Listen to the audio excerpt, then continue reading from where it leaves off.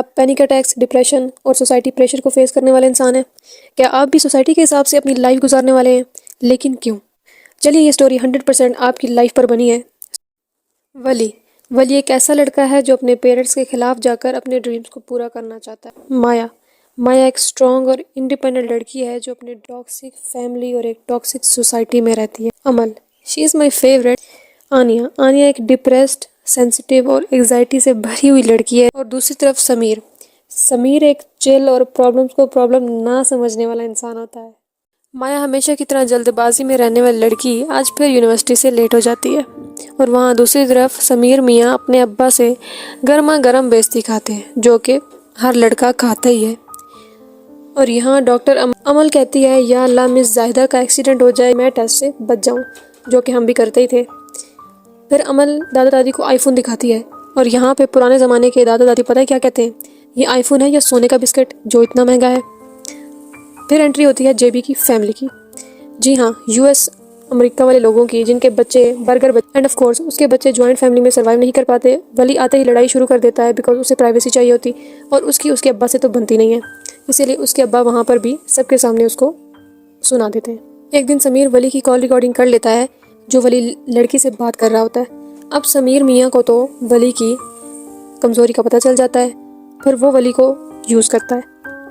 Actually वली अपने dreams को छुपा कर रखता है और विजय के नाम से गाने शुरू कर देता है। दूसरी तरफ माया लाइव वली की फ़ैन हो जाती है, वली की नहीं विजय की। रिस्पॉन्सिबल अमल अपने ही पैनिक अटैक से लड़ रही होती है। वहाँ वली उसे सेव करने की कोशिश करता है बट वो उसे भी मना कर देती है और ख़ुद ही अपने प्रॉब्लम से फेस करती रहती है बिकॉज शी इज़ एल्डर, उसको सब संभालना पड़ता है। ओके गाइज, यहाँ सब बच्चे अपने अपने प्रॉब्लम से खुद ही फाइट कर रहे होते हैं, ना वो किसी से कुछ कह पाते हैं, ना कोई पेरेंट्स उनसे कुछ पूछ पाता। आखिर क्यों? एक ही घर में रहते हुए इतने डिफरेंसेस क्यों?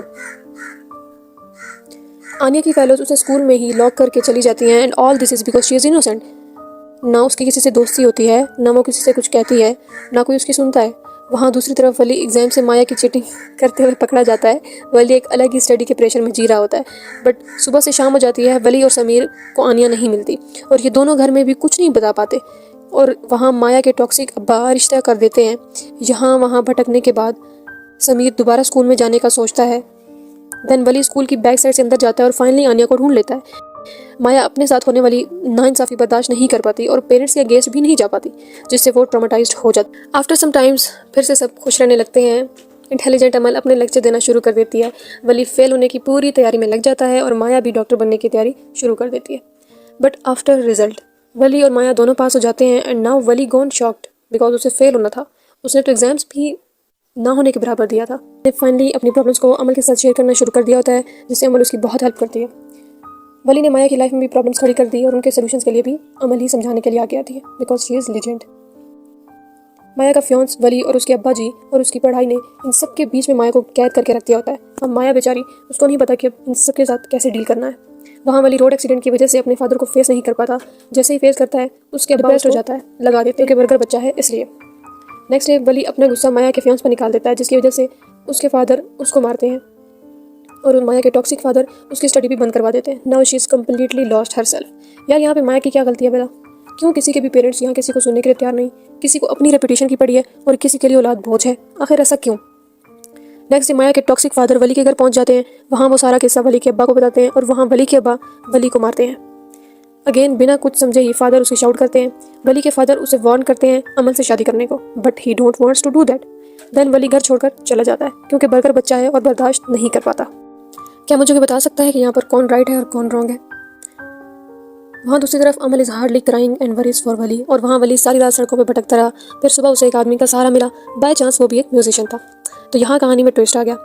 यहाँ अमल खुद को सिंपैथी देती रही, समीर के सामने प्रिटेंड करती रही कि उसे कोई फ़र्क नहीं पड़ता अगर वली ने उसे रिजेक्ट कर भी दिया था, but she felt so much. वहाँ वली को रास्ता मिल गया, वो म्यूजिशियन उसे अपने घर ले गया। वली की काफ़ी हेल्प की उसने। वली अब अपने ड्रीम्स की तरफ जा रहा था। He is getting famous. अब तो फैमिली भी उसे टच में थी बट नॉट हिज फादर। एक दिन उसने तय किया कि वो अपने अब्बा से बात करने वापस जाएगा एंड जब वो सड़कों पे भागता रहा वली फिर वहीं टूट गया अचानक, जहाँ वो पहले था उसके अब्बा ने वहीं रह लिया एंड क्योंकि फेमस तो हो गया था, म्यूजिशियन तो बन गया था, लेकिन बाप से दूर हो गया और फैमिली से भी।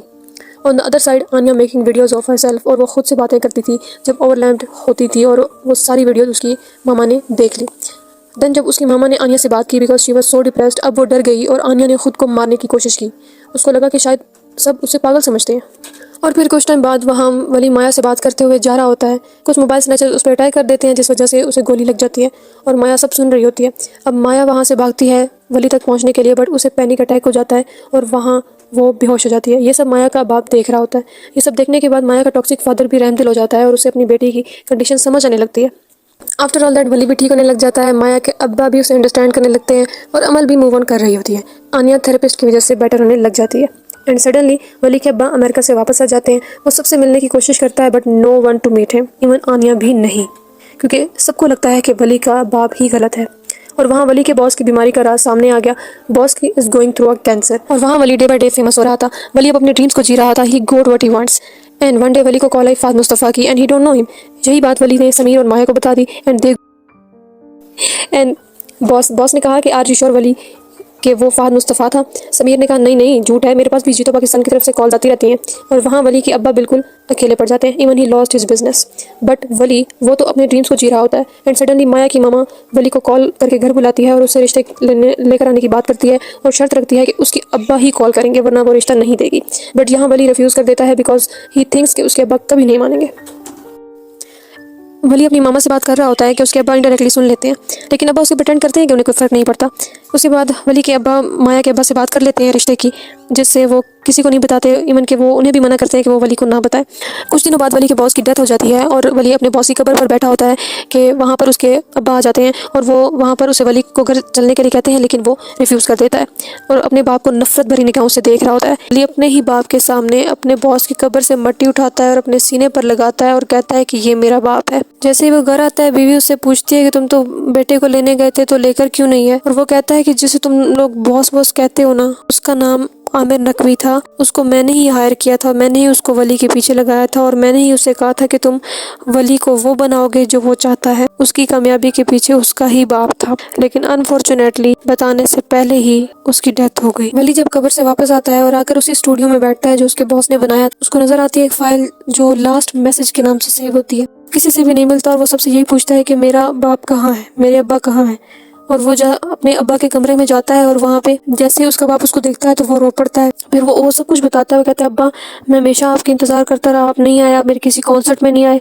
मैं हमेशा समझता था कि मेरे अब्बा आएंगे और मैं उन्हें गले लगाऊंगा, अब्बा आएंगे मुझसे बात करेंगे। सब वो बातें अपने बाप से करता है, सारे गिले करता है। वली के फादर उसे गले लगाते हैं और सॉरी करते हैं और उसे मना लेते हैं और उसे कहते हैं कि आइंदा ऐसा नहीं होगा। और उसके बाद क्या होता है, सब फैमिली दूसरे को एक्सेप्ट कर लेते हैं।